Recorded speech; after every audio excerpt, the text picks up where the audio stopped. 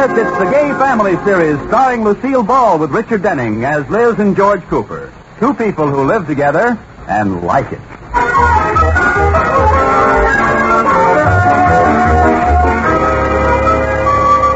As we look in on the Coopers this morning, they're just ready to have breakfast.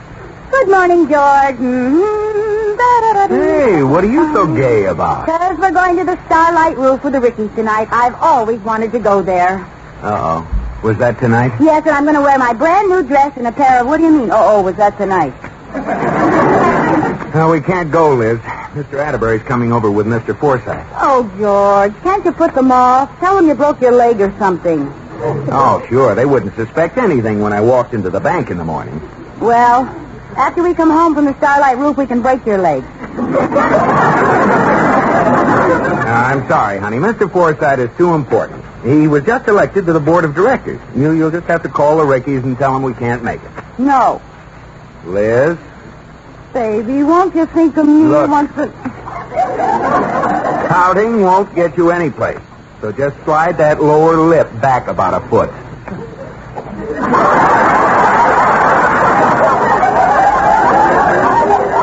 Baby, won't you think of me once in a while?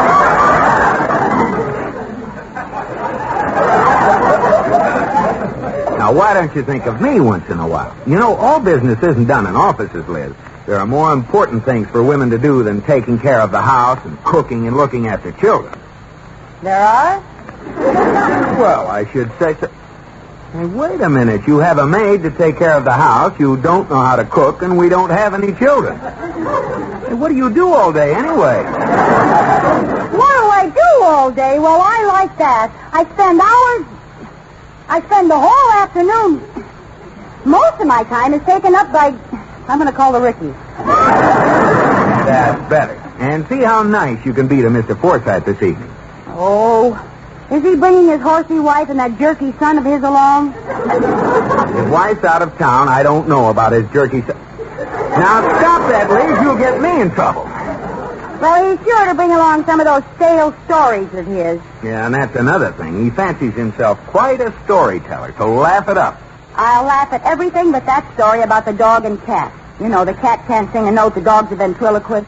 Yeah, Liz, he always tells that one. You have to give him some reaction. I'll give him a reaction, all right, but it might not be the one you expect. I'd better test you. Now, let's pretend I'm Mr. Forsythe. Okay. Have you heard the one about the dog who played the guitar and the cat who sang Listen to the Mockingbird? Yes. Liz. 1,000 times. Liz. It wasn't funny in the first place. Now, stop. You tell it lousy. Now, that's enough. Where's your horsey wife and your jerky son? Now, cut it out, Liz. I want to hear you laugh tonight. Well, then you better sit close and tickle me.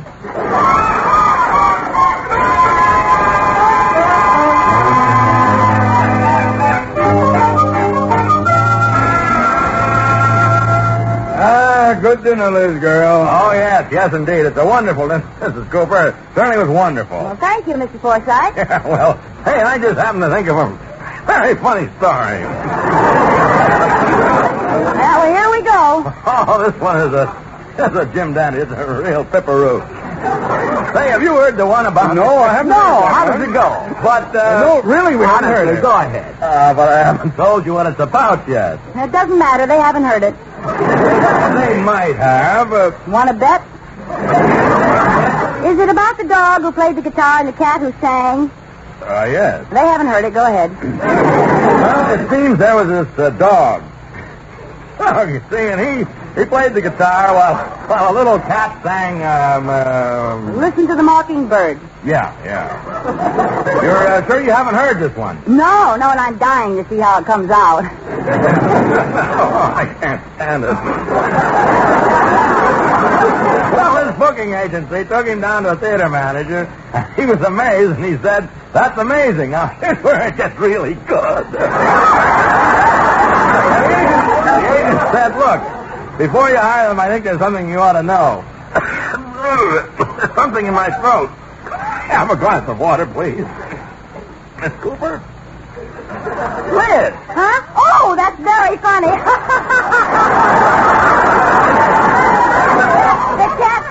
know the dog's a ventriloquist. It's a funny idea, isn't it, George? Liz. Mr. Forsythe didn't finish the story. He asked for a glass of water. Ooh. You've ruined his story. Oh, was that really the answer? It was just a wild guess. No, that wasn't the answer. It wasn't? What? No. You see, the theater owner wanted to hire just a cat. But the agent said he can't work alone. Here's the twist. The dog makes all his arrangements.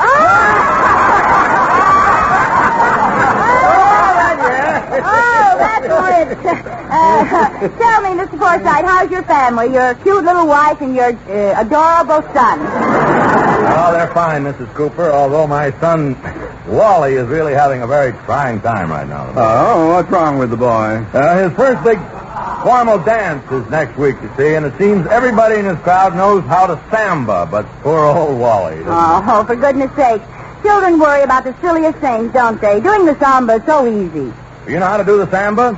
Oh, Liz is a wonderful Samba dancer. Oh, yes, I love to Samba. Well, Mrs. Cooper would be asking too much for you to teach Wally how to Samba in time for the dance. Well, Oh, she'd love to. You'll do it. No, wait. Let's keep sanity. Now, let's let Mrs. Cooper decide. After all, she's the one who has to do the teaching. Well, Liz? Well, Liz. gladly, she said, with the cold muzzle of a revolver at each temple. Excellent. I'll send him over the very first thing in the morning. Good.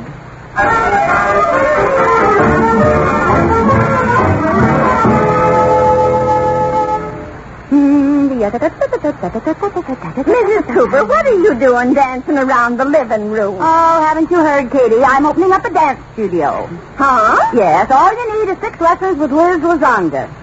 My slogan is learn to samba with a red hot number. Now, what are you talking about? I'm giving a samba lesson this morning to the son of the new board member at the bank. Oh, really? What's the boy like? Well, all I know is he's painfully shy. Never takes his eyes off the ground. No. Yeah, the first time I saw him, I thought he was looking for cigarette butts. Oh, that must be Wally. I'll get it. Well, good luck, Mrs. Cooper. Oh, hello. How are you, Wally? You remember me. I'm Liz Cooper. Won't you come in? Let's go in the living room, shall we? Won't you sit down? Picked up any good cigarette butts lately? Wally, say something. I think I'm going to faint. Now, Wally, your father said you wanted to learn to samba. Samba. We might as well begin. Suppose you watch me now. Now, this is a basic step. Now, watch my hips, see?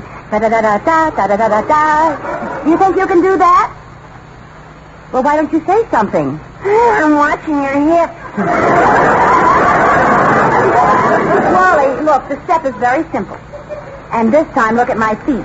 Da-da-da-da-da-da-da-da-da-da. Wally, you're still watching my hips. I like them. They're different. Different from what? My hips. Look, Wally, you saw how it goes. Why don't you see if you can do it? Well, I'll try. Good. Now, you try it alone first. Da-da-da-da-da, da-da-da-da. Fine. Only take smaller steps. Don't leap around so much. You'll be dancing with a girl, not an antelope. It was kind of fun. Well, it's really an easy step to do. I think maybe you've got it now. Suppose we try it together. I said suppose we dance together. You mean just the two of us? Yes, that's the usual number. Mrs. Cooper, I can't dance with you. You're a woman. I know. My husband likes me this way. I don't know. Look, Wally, some people are men and some are women. They're made that way so they can dance together.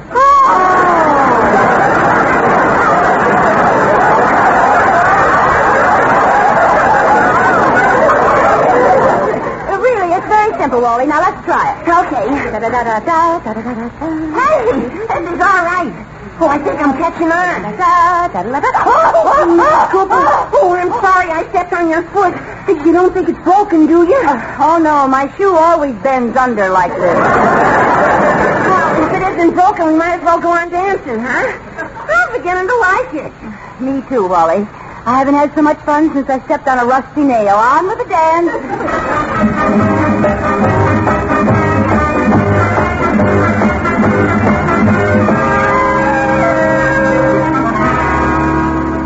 Hey, Liz! I'm here in the bedroom, George. How'd the lesson go, dear? Just peachy. Hey, what are you doing? Soaking these red blobs that used to be my feet. My legs look like a couple of thermometers. Then Wally isn't exactly Arthur Murray.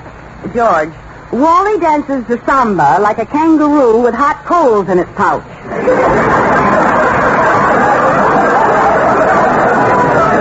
I'm sorry the kid gave you such a rough time, honey, but it was worth it. Mr. Forsythe came to my office this afternoon, gave me a cigar, and sat and talked for half an hour. He'd never done that before. Well, I'm glad my arches didn't fall in vain. Oh, he said Wally had a wonderful time and was absolutely thrilled, learning to samba. Well, it's nice to know the dancing bear enjoyed himself. Oh, he did. In fact, the dancing bear is coming over for another lesson tomorrow. Oh, no. George, I can't do it. My feet are only human, you know. But, Liz, it may mean a promotion. Oh, say you'll do it. For me, huh? Well, all right, George. But believe me, these little piggies will never go to market again.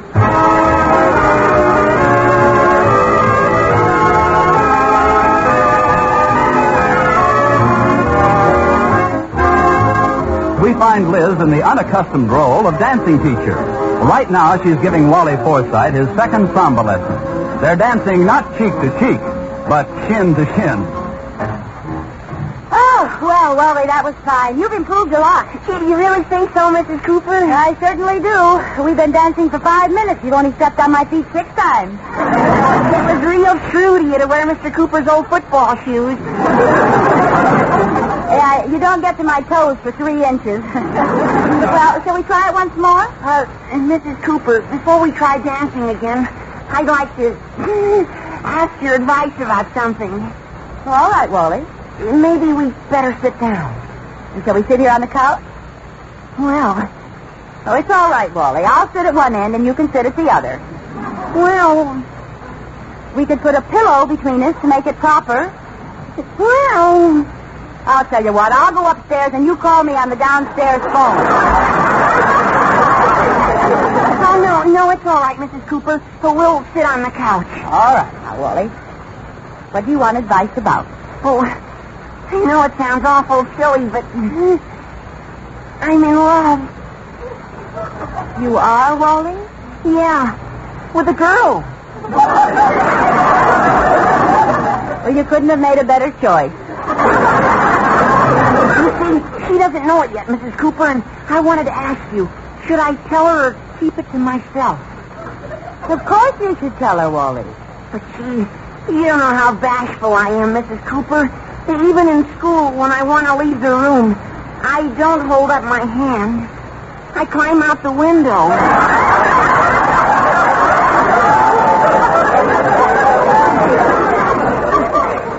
Well, Wally, it shouldn't be too difficult. Just take her by the hand and say, I love you. Okay. Mrs. Cooper? Yes. Give me your hand. What? Mrs. Cooper, I love you. Wally, there must be some mistake. No mistake. I love you, Mrs. Cooper. Or, as I call you in my diary, Dreamboat. You wrote that in your diary? Yes, Mrs. Cooper. So when I got home last night, I crossed out nothing much happened today, and I wrote in, wow. Wally, you mustn't say things like that. After all... Oh, I know you're older than I am and you're married, but, well, I just can't help the way I feel. Frankly, Mrs. Cooper, I think you're just real gone. Well, anyway, my feet are. I hope you aren't mad at what I said, but Honestly, you're the swellest person I've ever known. You're the only person who's ever been nice to me. Oh, now, Wally, surely somebody else is nice to you. What about your father? He acts like he doesn't even know me. What makes you say that? He always refers to me as, what's his name?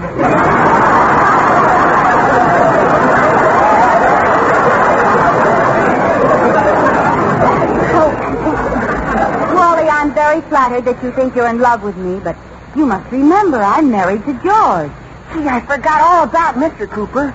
Oh, you wouldn't mind leaving him, would you? I wouldn't mind. I thought not. Oh, he's so old. Oh, He must be way over 30. why, yes. Yes, that's right, Wally. George is old and kind of broken down, and he needs me. Need you? Yes, he needs me to keep fresh batteries in his hearing aid. And I'm the one he calls when his mush is too hot. He's too weak to blow it himself. Oh, I should have known you'd be like this. Loyal to the end. But if this is farewell, then could I kiss you goodbye? Well, Just one little kiss on the hand? All right, Wally. What are we waiting for? Where can I park my gum? Well, don't bother parking it. We aren't going to be stopped that long. Okay. Oh, you see, my kiss makes you cry out with passion, doesn't it? No, your braces scratched me.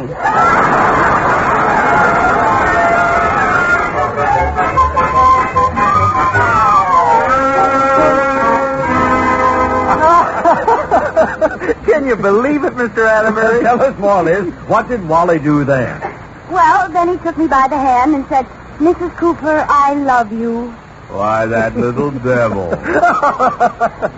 That's pretty funny. Imagine Wally being in love with you, Liz. Isn't that a scream? Ha ha. Oh, now, Liz, you'll have to admit it's pretty hilarious. Well, I'll admit I'm old enough to be his sister. But I don't see why his being in love with me is so funny. You fell in love with me once, you know. Well, Liz, honey, I don't see why you're getting sore. Now, look, you two. It's all over, and Liz did a wonderful job.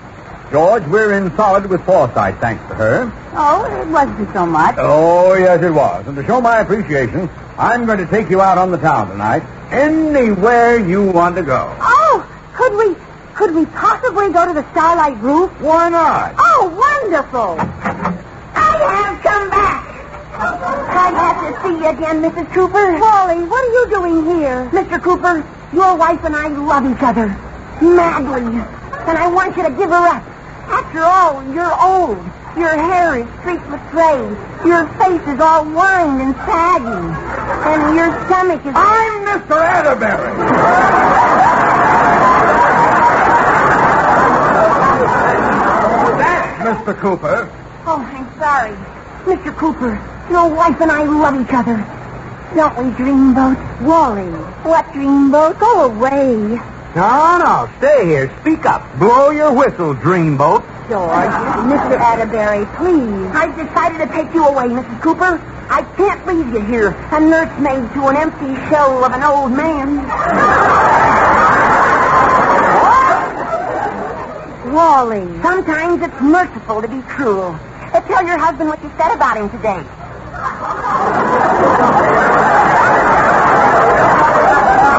Liz, what did you say about me? Well, Go ahead, don't be afraid. Tell him, Dreamboat. Wally Forsythe, don't call me Dreamboat. Anything you say, darling. And don't call me darling. Okay, I won't, dear. And don't call me dear. Try Mother. Mr. Cooper, why don't you step out and let your wife find the happiness she deserves? After all, you're an older man. You're more like her father. The boy's right. Why don't you give her up, Dad? Liz, what did you tell this kid about me? Well, it's all very simple, George. I explained to Wally about your age and how you need me. Understand, George? I explained how you're getting on in years, and now, more than ever, you need me. It isn't fair to hold her. You can get somebody else to blow your mush.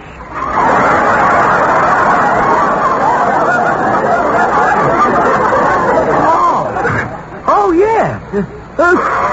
Oh, she's right, Wally.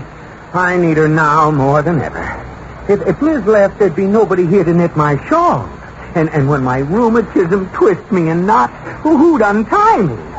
See, Wally, he needs me. I can't leave him. But Dreamboat, their mother. I mean, Mrs. Cooper. Well, what about me? Very well. I'll go away. I'm going where there aren't any women. You're going to join the Foreign Legion? No, I'm going to join the YMCA. Mrs. Cooper, as long as this is goodbye, may I kiss your hand? Of course, Wally. Oh, darn those braces. Farewell.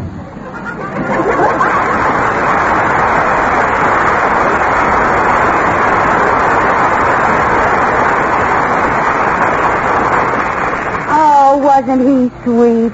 George, why don't you ever kiss my hand? Well, I would, kiddo, but I'm too old to bend over. Never mind.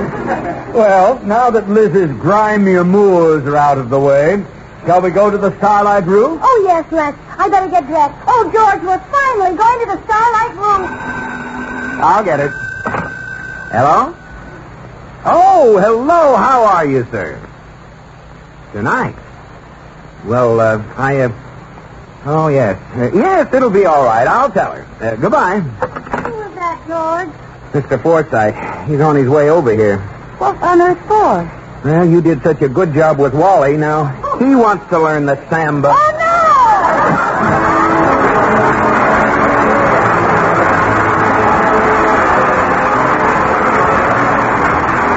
You have been listening to My Favorite Husband, starring Lucille Ball with Richard Denning, and based on characters created by Isabel Scott Rowley. Tonight's program was produced and directed by Jess Oppenheimer, who wrote the script with Madeline Pugh and Bob Carroll, Jr. Original music was composed by Marlon Skiles and conducted by Wilbur Hatch.